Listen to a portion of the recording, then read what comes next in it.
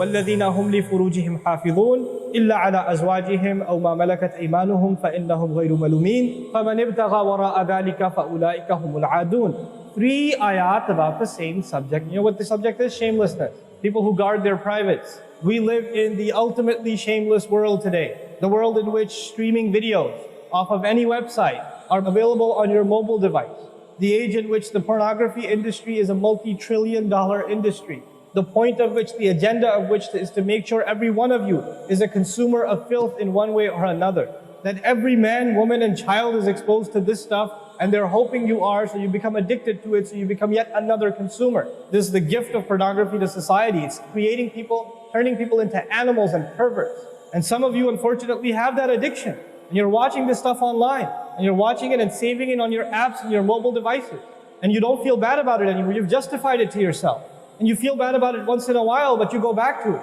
And as a result, you think, oh, well, at least I'm not hurting anybody. At least I'm not doing it to anybody else. I'm just watching this stuff. It's okay. But you know what's happening to you? Inside, your soul is being just gutted. You have no soul left inside of you. So your prayers are empty, and you can't even shed a tear in your salat because your heart is so devoid of the fear of Allah because of the filth you've been watching all this time. It's turned you from a human being into an animal. So you can't even look. A woman passes by and you see a piece of flesh walking by. You don't see a human being walking by that deserves respect. You check everybody out and everything out. You're constantly gawking and staring. You have a hard time putting your eyes down. When you're on the subway, when you're on campus, when you're at work, you're walking down the street, you just can't help it. You see a billboard, you look at it, you take a second look, you see a third look. You don't miss any opportunity to just violate your soul with your eyes. Addicted completely. And then you say, brother, how do I get pbuh and salat? What world are you living in? What world are you living in? Ayyuhal ikhwa, my brothers. Specifically my brothers. And I know some sisters have this issue too. It's not a sad reality. This is a war. This is a war. This is more dangerous than any military war. This is the war that's destroying our souls. It's making its way into our home. It's making its way, if I want to protect my children from this stuff as much as possible. But when my child goes to school, and it doesn't matter if it's Islamic school, there's a very high statistical likelihood that someone, a friend, with their iPod, with their mobile device, will say, hey, look at this. It's a very realistic, thing nowadays. It's not far-fetched. And so I have to prepare my children for the filthy world that they're going to be brought up in. And there's no escape from this stuff anymore. There isn't. It's everywhere. It is everywhere. You have Islamic lectures followed up by, those YouTube puts those follow-up clips, and something will be filthy. Something will have to be filthy. And I don't think that's by accident. I'm not much of a conspiracy theorist, but I don't think that stuff is an accident. And what happens to you guys is you watch a video, you see something filthy, you click it, you click something else, and you end up watching disgusting things. That's what happens to you. وَالَّذِينَ هُمْ لِفُرُوجِهِمْ حَافِظُونَ. Especially when it comes to their privates, they guard them. They guard their shame. Brother, what's the solution? Should I get married? Like the guy who asked the other day, how can I get married right now? No, guys, the solution is not marriage. Because if you're a pervert, then you're going to be a pervert after marriage too. If you have no shame now, you will have no shame after marriage. Honestly, you think marriage is going to end your problems? No, your problem isn't marriage. Your problem is spiritual in nature. Your problem is psychological in nature. You need help. You need to stop this. You need to stop hurting yourself like this. You will have nothing, there will be nothing left inside you. I just had an email from a teenager who's addicted to pornography, an anonymous email, 14, 15-year-old teenager. Says, I want to kill myself. I can't stop. I've been watching it since I was 11. My parents don't know. I read this stuff and I cry because he's not one. There's millions of Muslim kids like this. Millions of them. We have to help these people. We have to do whatever we can. And we don't have the trillions of dollars of advertising to counter that. We don't. And it's not realistic for me to say Facebook, YouTube, Twitter, internet, it's all haram. It's not realistic because it's a reality. It's as common as oxygen now.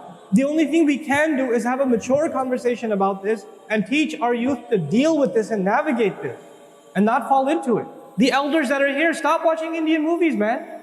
Why are you sitting in a lecture talking about salat and the importance of salat and you don't guard your shame? Mother and daughter and husband and wife and sister sitting together watching whatever? God, come on, stop. وَالَّذِينَ هُمْ لِفُرُوجِهِمْ حَافِظُونَ. They guard their privates. But guarding your privates doesn't mean you don't commit zina. It means everything that leads to the temptation. Everything that leads to it. They watch it, they guard it. They know it's under attack. They know that their shame is under attack. They realize that their weakness is their urges. Those urges that Allah put inside of us, that are so strong. Allah put them there for a reason. He did. And every one of you have them. You don't have to, I don't have to have a dalil for you to have them. I know. the guys that are here. You all suffer that challenge every single day of your life. And you have to really go out of your way to guard yourself. This passage is not about high goals. This is about the bare minimum. I told you that, right? This is the bare minimum, folks. The bare minimum is we guard ourselves from shamelessness. We wage a war within ourselves against that tendency. And I know some of you have tried to quit before and you go back. And you've tried to quit before and you go back again. You go back again. And you keep falling into that trap. I know some of you have done that, and you're struggling with it. But don't give up on yourself. Don't give up on yourself. And whatever it takes, just don't be alone. Don't be by yourself. Be with good friends. Be outside. Study somewhere else. Go to the library and study. Go somewhere where other people are around. Because when you're by yourself, shaitan gets you. And if the fear of Allah isn't enough for you, at least the fear of other people will work for you. At least something's better than nothing. For those, I've said this in other talks before, for the parents here, if you have a computer in the house, please don't make it a laptop. Have a desktop in the house with a really big monitor. Get the biggest monitor you can find. Honest to God. And make sure your computer is in the kitchen or in the dining room. Don't put it in the living room. Don't put it in the kids' room. Don't put it in your bedroom. Put it in the dining room, facing the public. You want to do homework, do it over there. Though you can't move the monitor this way or that way. It's facing everybody. That's how you should have it. We have to take these precautions. Don't give your 11-year-old a smartphone. What were you thinking? That's not very smart. Don't give them a smartphone. Why am I seeing kids in Islamic school, 5th graders with iPhone? With 4G, you know how dangerous that stuff is?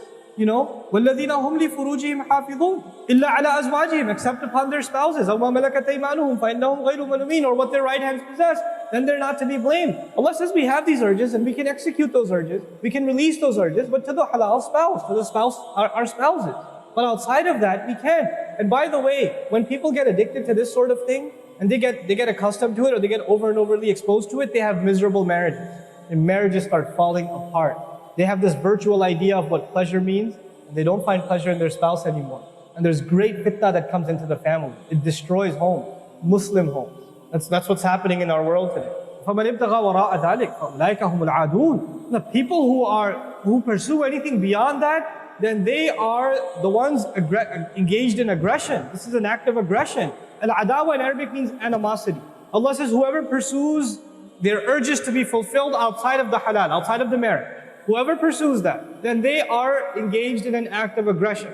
The question is, aggression against who? Because when you say enemy, you have to say enemy of who? If they've become an enemy, who have you become an enemy to? Allah didn't mention a maf'ul bihi, no jar majroor, nothing related to it. You know what that means? They are an enemy to themselves, their family. They become an enemy even to Allah's teaching.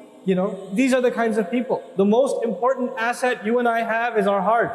And this shamelessness destroys the hearts. It destroys it. The most precious thing you and I have to preserve is our iman. And these filthy images are destroying your iman. They're tearing your iman apart. Don't let it happen to you. Do not let it happen to you. And I can only talk about this. I can't stop you from doing anything. And nobody else can. You will have to police yourself. You will have to control yourself. You'll have to make the decision, is my iman important enough? Is my salat important enough?